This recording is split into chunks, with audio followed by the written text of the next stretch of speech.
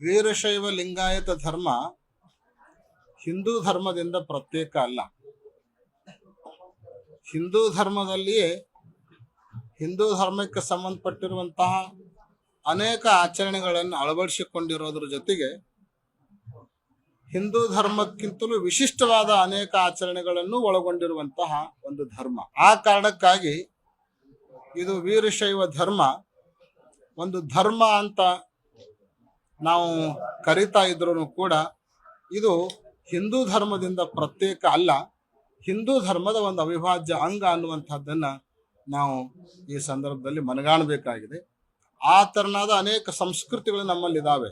ನಾವು ಶಿವನನ್ನ ಉಪಾಸನೆ ಮಾಡ್ತೇವೆ, ವಿಭೂತಿಯನ್ನು ಧರಿಸ್ತೇವೆ, ರುದ್ರಾಕ್ಷಗಳನ್ನು ಧರಿಸ್ತೇವೆ, ಗಂಧ ಮುಂತಾದ ದ್ರವ್ಯಗಳನ್ನು ಕೂಡ ನಾವು ಧರಿಸ್ತೇವೆ, ಇವೆಲ್ಲ ಕಾವಿ ಧರಿಸ್ತೇವೆ. ಇವೆಲ್ಲವೂ ಕೂಡ ಹಿಂದೂ ಧರ್ಮಗಳ ಒಂದು ಕುರುಹು ಆಗಿರೋದರಿಂದ ವೀರಶೈವ ಲಿಂಗಾಯತ ಧರ್ಮ ಇದು ಹಿಂದೂ ಧರ್ಮದಿಂದ ಪ್ರತ್ಯೇಕ ಅಲ್ಲ, ಅದರದೇ ಒಂದು ಅವಿಭಾಜ್ಯ ಅಂಗ. ಅದು ಕೇವಲ ಈ ಸಮಾಜದಲ್ಲಿರುವಂತಹ ಜನರಿಗೆ ಆರ್ಥಿಕ ಸೌಲಭ್ಯಗಳು ಸಿಗಬೇಕು ಅನ್ನೋ ದೃಷ್ಟಿಯಿಂದ ಹೇಳಿರುವಂತಹ ಮಾತೇ ಹೊರತು ಆಚರಣೆಗೆ ಸಂಬಂಧಪಟ್ಟಿರುವಂತಹ ಮಾತಲ್ಲ.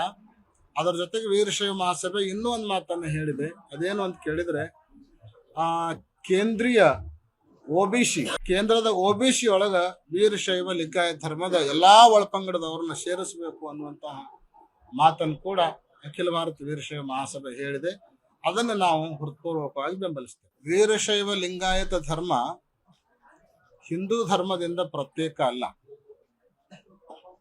ಹಿಂದೂ ಧರ್ಮದಲ್ಲಿಯೇ ಹಿಂದೂ ಧರ್ಮಕ್ಕೆ ಸಂಬಂಧಪಟ್ಟಿರುವಂತಹ ಅನೇಕ ಆಚರಣೆಗಳನ್ನು ಅಳವಡಿಸಿಕೊಂಡಿರೋದ್ರ ಜೊತೆಗೆ ಹಿಂದೂ ಧರ್ಮಕ್ಕಿಂತಲೂ ವಿಶಿಷ್ಟವಾದ ಅನೇಕ ಆಚರಣೆಗಳನ್ನು ಒಳಗೊಂಡಿರುವಂತಹ ಒಂದು ಧರ್ಮ. ಆ ಕಾರಣಕ್ಕಾಗಿ ಇದು ವೀರಶೈವ ಧರ್ಮ ಒಂದು ಧರ್ಮ ಅಂತ ನಾವು ಕರಿತಾ ಇದ್ರೂ ಕೂಡ ಇದು ಹಿಂದೂ ಧರ್ಮದಿಂದ ಪ್ರತ್ಯೇಕ ಅಲ್ಲ, ಹಿಂದೂ ಧರ್ಮದ ಒಂದು ಅವಿಭಾಜ್ಯ ಅಂಗ ಅನ್ನುವಂಥದ್ದನ್ನ ನಾವು ಈ ಸಂದರ್ಭದಲ್ಲಿ ಮನಗಾಣಬೇಕಾಗಿದೆ.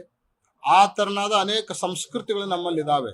ನಾವು ಶಿವನನ್ನ ಉಪಾಸನೆ ಮಾಡ್ತೇವೆ, ವಿಭೂತಿಯನ್ನು ಧರಿಸ್ತೇವೆ, ರುದ್ರಾಕ್ಷಗಳನ್ನು ಧರಿಸ್ತೇವೆ, ಗಂಧ ಮುಂತಾದ ದ್ರವ್ಯಗಳನ್ನು ಕೂಡ ನಾವು ಧರಿಸ್ತೇವೆ, ಇವೆಲ್ಲ ಕಾವಿ ಧರಿಸ್ತೇವೆ. ಇವೆಲ್ಲವೂ ಕೂಡ ಹಿಂದೂ ಧರ್ಮಗಳ ಒಂದು ಕುರುಹು ಆಗಿರೋದರಿಂದ ವೀರಶೈವ ಲಿಂಗಾಯತ ಧರ್ಮ ಇದು ಹಿಂದೂ ಧರ್ಮದಿಂದ ಪ್ರತ್ಯೇಕ ಅಲ್ಲ, ಅದರದೇ ಒಂದು ಅವಿಭಾಜ್ಯ ಅಂಗ.